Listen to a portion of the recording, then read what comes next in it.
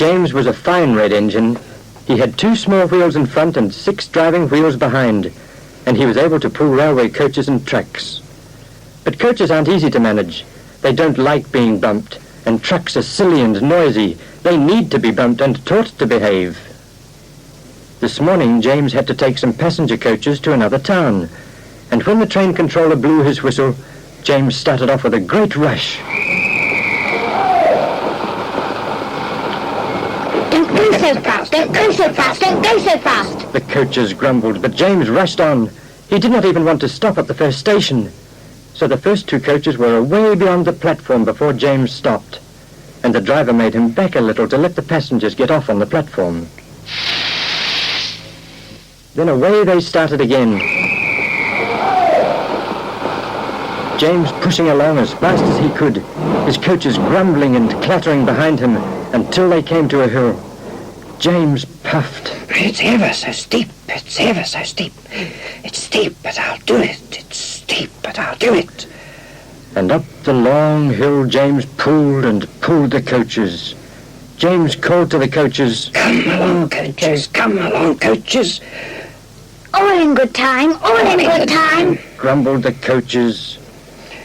"Come along, coaches, come along, coaches, come along, coaches," said James. You're going too fast, you're going too fast. We're going to stop, we're going to stop. We're going to stop.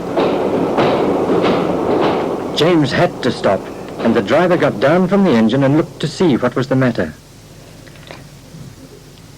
James was cross with the coaches and he let off steam. And the passengers were cross with the driver, and the coaches were cross with James. The driver found a leak in the brake pipes, and when he had mended it, he got back onto the engine and said, "Come on, James, we'll get these coaches going again." James started off quite gently and didn't go too fast for the coaches this time, and he glided quietly and carefully into the station. The passengers all got off, and James took the coaches onto a siding and left them there. And he thought, "I'm glad to be rid of those grumbling things. Always want their own way." The driver called, "Come along, James. There's more work to be done. We've 20 trucks to move along the tracks. Here they are. Ready?"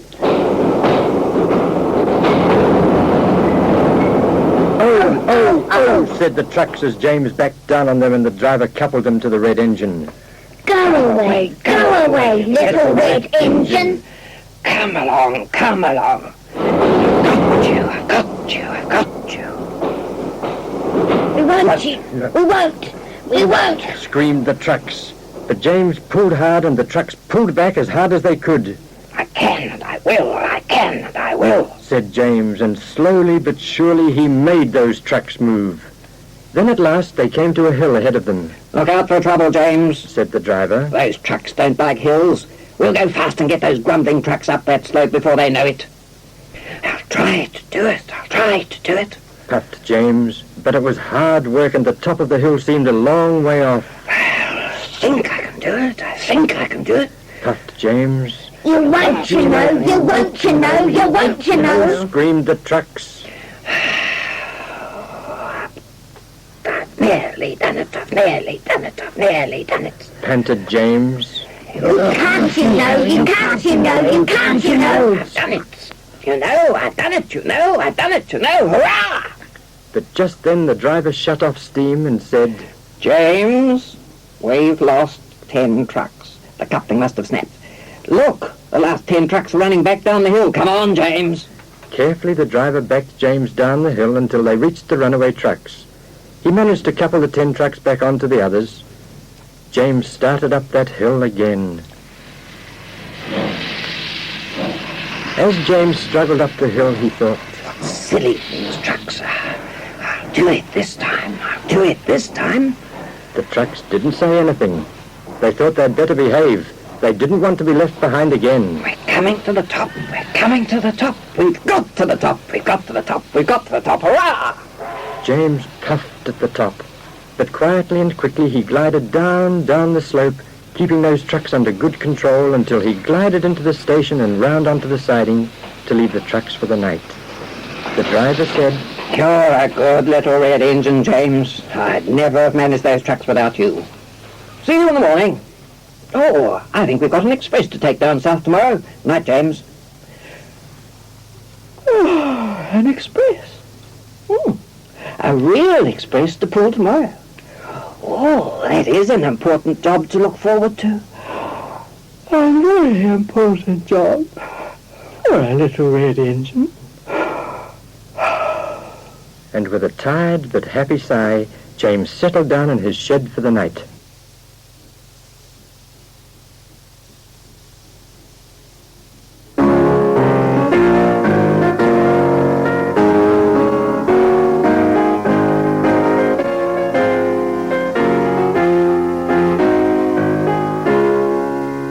Robin Hood was a proud outlaw who lived in Sherwood Forest near Nottingham, England. With Robin Hood lived his friends, Little John, Much the Miller's Son, Will Stutely, Tom the Tinker, and many other merry men. In the town of Nottingham, the sheriff was thinking up plans to capture Robin Hood. "If I can only capture that outlaw, the king will reward me handsomely." "Capture Robin Hood? How can I? I have it. He's the finest archer in the whole country. I'll announce a great shooting match for all the archers within miles around, and the prize will be a beautiful golden arrow. Robin Hood could never resist a contest like that. Send criers around the whole shire to announce the contest at Nottingham Fair." Oh, yes, ye are all summoned to the fair at Nottingham there to shoot for the golden arrow. Oh, yes. When Robin Hood heard about the bow and arrow contest, he was eager to join in spite of the risk of being captured by the sheriff. He gathered his merry men together and unfolded his plan. Now gather round, my merry men. We'll go to this fair. I know the sheriff will be waiting to arrest me, and all of you. So you, Little John, will take off your Lincoln green clothes and dress as a beggar. You, Will Stutely, will dress as a village peasant, and Much the Miller's Son will dress, he'll put on the clothes of a holy friar. And Tom, gather some pots and pans and go as a tinker. That'll be good. But each one of you, hide your bow and some arrows, a broadsword or a cudgel in case of need. The sheriff will be expecting the merry men of Sherwood in their clothes of Lincoln green, and if he discovers us beneath our guise, we may have to fight for our lives against his soldiers. Now, I shall enter this archery contest for the golden arrow, and see if we can't beat my Lord Sheriff at his own game. Are you for it, merry men? Oh, fine game. Away with you then, and make your way to the Nottingham Fair.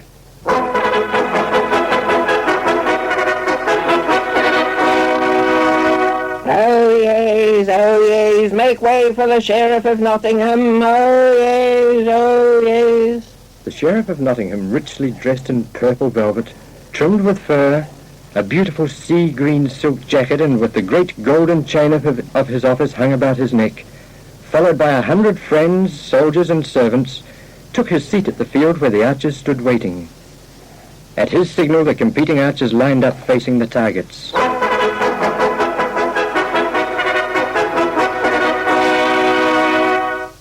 Let each man shoot one arrow. The 10 best of these will then shoot 2 arrows. From these 10 archers, the 3 finalists will compete for the prize of the golden arrow. While the arrows were being fitted to the bows, the sheriff carefully searched the face of each archer, looking for the outlaw Robin Hood. There were no men present in the Lincoln Green, and he laughed and said that Robin Hood and his men were too cowardly to come out of the forest. Certainly there were 2 or 3 men he had not seen before. That tall man in blue, for instance, and the ragged stranger in scarlet with a patch over one eye. Then the crowd at the fair became very silent as they waited for the 3 finalists to make their winning shots. First, Gilbert of the red cap shot. That was very close to the target center. Then Adam of the Dell brought his arrow up, aimed, and to the delight of the crowd was even closer to the target. Surely no one could get closer than that. The stranger with the patch over one eye stepped up, took aim, and made the perfect shot. The large crowd was quite silent for a moment with amazement and admiration. The tattered stranger has won! What is your name, my man, and where do you come from? Do men do call me Jock of Teviotdale? I present you with this golden arrow as champion archer of Nottingham County. If you will join my service, I will give you a new scarlet coat and pay you a wage. Then Robin Hood, the cowardly outlaw, would never again dare show his face in these parts. He dared not come today, that is sure. Nay, I will not. No man in merry England shall be my master. Then Robin Hood turned on his heel and strode away, and his merry men dressed as beggars, tinkers and peasants returned to the forest and prepared a great meal, laughing over the trick they had played on the sheriff and admiring the beautiful gold arrow. Little John, go you with this note I've written, and when you get near the place where the sheriff is dining tonight, place this message on the tip of one of your arrows, and see that it lands fair in front of the sheriff. It'll please me mightily to do this, Robin. That night, the sheriff was dining with his friends.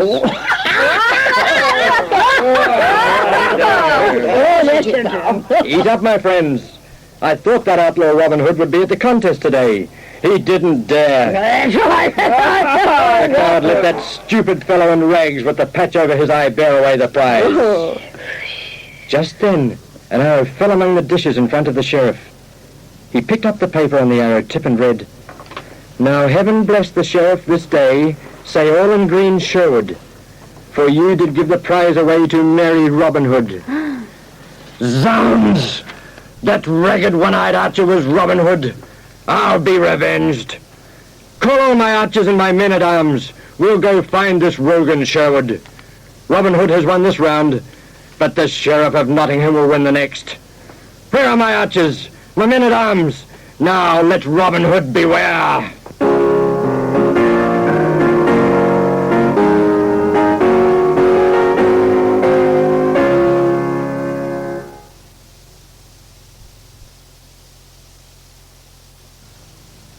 Jack and his mother were very poor indeed, and at last the day came when they had to sell the one cow they had left in order to buy bread. So Jack was sent to market to sell the cow and try to get a good price for it.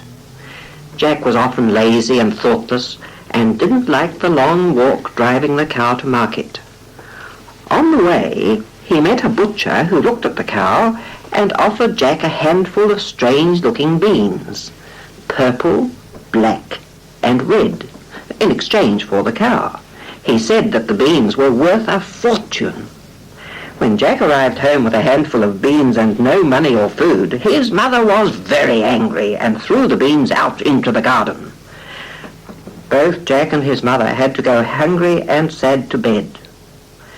Next morning, when Jack awoke and went outside, he was amazed to find that the beans had taken root and the thick stalks had twisted together around each other so that they made a kind of ladder. Jack looked up and up and up, but the top of the plant was hidden high behind the clouds. I wonder where it ends. I'll climb up and see. So Jack climbed up and up and up and up until, right above the clouds, he came to the doorway of a great castle, and there stood a tall, tall giantess. What do you want and where do you come from? Don't you know my husband is a giant and he eats little boys? Oh, please, I'm so hungry. Could I have something to eat? Are you that lazy son of the widow in the cottage way down below? I suppose you came here to steal back the harp that talks and the hen that lays the golden eggs. The harp that talks? Yes, my husband took them from your father years and years ago, just before he died. He took some money, too. He won't let you have them back, you know. Remember, he's a giant, and you're only a boy. But you're strong, and I need someone to work for me. Come in, I'll give you breakfast. Yes, I'm very, very hungry. But when my husband, the giant, comes in, you must hide quickly. Get into the great oven. Quickly, here he comes. Into the oven. He'll never look there. The ground began to shake, and in came the biggest giant you could ever see. Wife, I smell meat. Fee, fi, fo, fum. I smell the blood of an Englishman.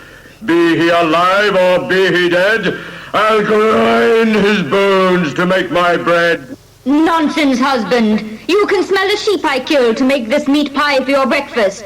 Now eat it up, it's good. I put a sack full of onions in it as well as the sheep.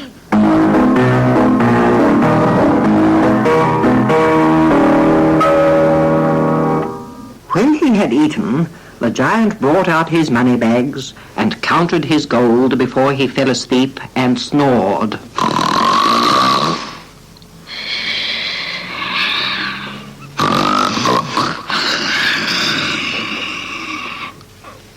Jack crept out of the oven, seized the 2 bags of money, and ran to the top of the beanstalk. He climbed down as fast as he could to his own garden. His mother was overjoyed to see him and delighted to get the money back. Not long afterwards, Jack decided to climb the beanstalk again and see if he could find the hen that laid the golden eggs, which the giant had stolen from his father. But in case the giantess knew him, Jack dyed his hair brown and stained his face brown. But the giantess still remembered the other boy who had come to the castle and did not want to have anything to do with this boy. Just then, the house began to shake. My husband is coming. He'll eat you. You'd better hide in the cupboard. You can help me with the sweeping later on. Wife, I smell fresh meat. Fee, fi, fo, fum. I smell the blood of an Englishman. Be he alive or be he dead, I'll grind his bones to make my bread. There's nobody here. Eat your supper. After supper, the giant called for his wife to bring his magic hen, a beautiful hen with crimson and gold feathers. Lay me a golden egg. That's fine. Now I shall sleep.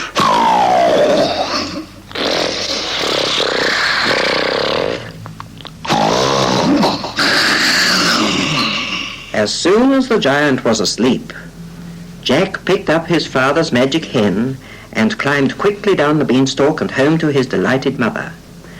Now they could have a golden egg every day and never be hungry again. Mother, I must climb that beanstalk once more and get my father's harp that talks. Take care, Jack, my son. That giant is dangerous. Come, we will dye your hair red this time, so they will not recognize you. Jack knew his way about now and crept into the castle and hid in a big washing copper under a sheet. Wife, I smell fresh meat. Oh, no. I would never let anyone else in here, ever again. Fee, fi, fo, fum. I smell the blood of an Englishman. Be he alive or be he dead, I'll grind his bones to make my bread. But this time, the giant went searching in every room and cupboard in the castle. He even glanced into the washing copper, but saw only the sheet there. Then, tired out, he ate a huge supper and called for his talking harp to play beautiful music for him. Then he fell fast asleep. Jack crept out, seized the harp, and ran to the door. But the talking harp called out, Master, master! Gradually, the snoring giant wakened up, looked around, opened the door just in time to see Jack climbing down the beanstalk, and followed as fast as he was able to. But Jack reached the ground first. He ran to the shed for a big axe and chopped that beanstalk right through. Down fell that giant from high up on the beanstalk and made a deep, deep hole in the ground. And that was the end of the wicked giant. Jack and his mother lived happily together and were never hungry again.